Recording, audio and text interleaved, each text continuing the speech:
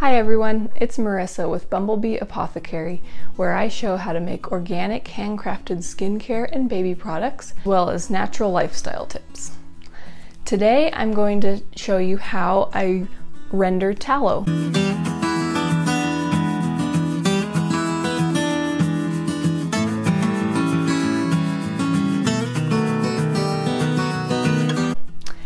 If you are coming from a background such as maybe the Weston Price Foundation or paleo eating or something along those lines, you already know why we love beef tallow and animal fats in general, especially when they're from organic grass-fed animals.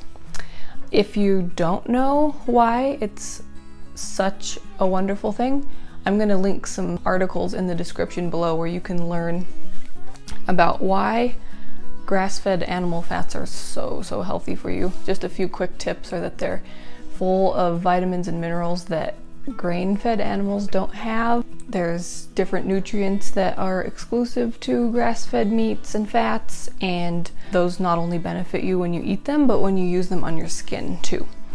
So the first step in being able to have tallow to use in products like tallow balm or soap or the shampoo bars is to render the tallow. And it's a pretty simple process, but there are a few things that is helpful to know to just make it easy and ensure that it turns out really well. So let's get started. So in order to render our beef fat into tallow, we're going to want to have it in pretty small chunks. You can either cut it all by hand or you can grind it in the food processor.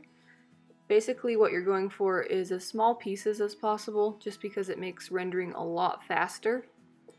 I kind of go back and forth with using the food processor or not.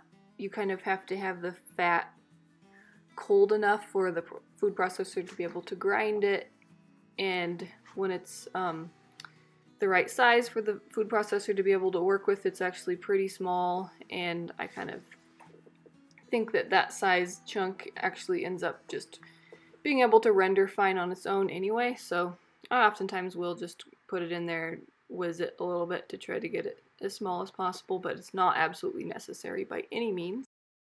Then you just want to trim any big chunks of meat that you might see on there and trim those off, because that won't render into tallow, just the fat will. You just want to try to get all the fat. So once all of the fat is the correct size, it just goes into the crock pot. You put a lid on it and you turn it on low, and I will show you what it looks like when it's done here next. So here's the tallow rendering. It's been going for about 5 or 6 hours. Here it is after 5 or 6 more hours. You can see more of the liquid tallow around there, but it's still got a ways to go. Here it is after sitting all night, so about 8 more hours. You can see it's almost done, but there's still a little crackling going on. I'll know it's done when there's no more crackling or popping.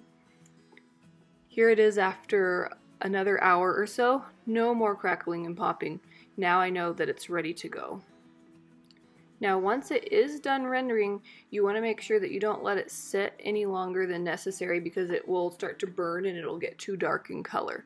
So as soon as I know it's done, I just turn off the heat and then I let it sit. You don't want to strain it right away because it'll be too hot to go into glass jars and it could break them.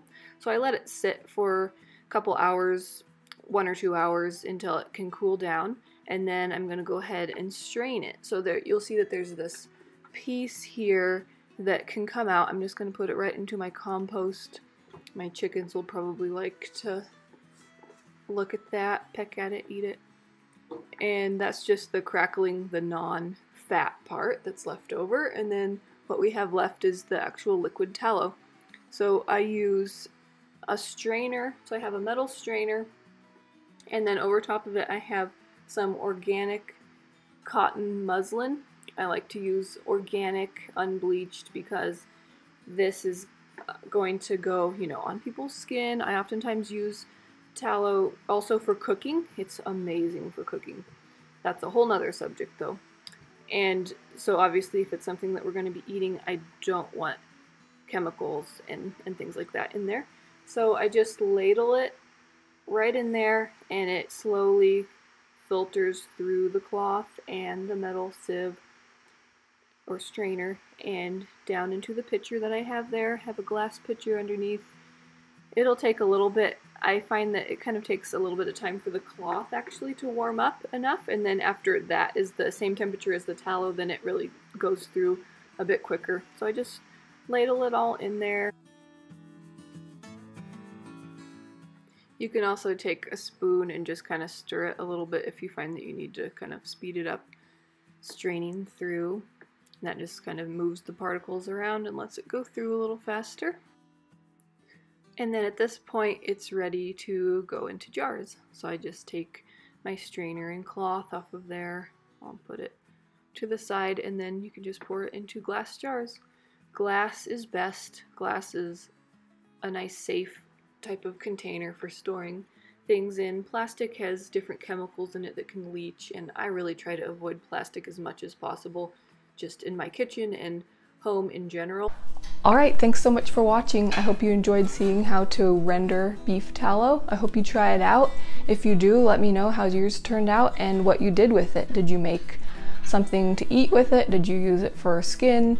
Let me know. Don't forget to give this video a thumbs up if you found it helpful, and subscribe to my channel so you can see more videos on how to make organic, handcrafted skincare and baby products, as well as natural lifestyle tips. Thanks, and see you next time.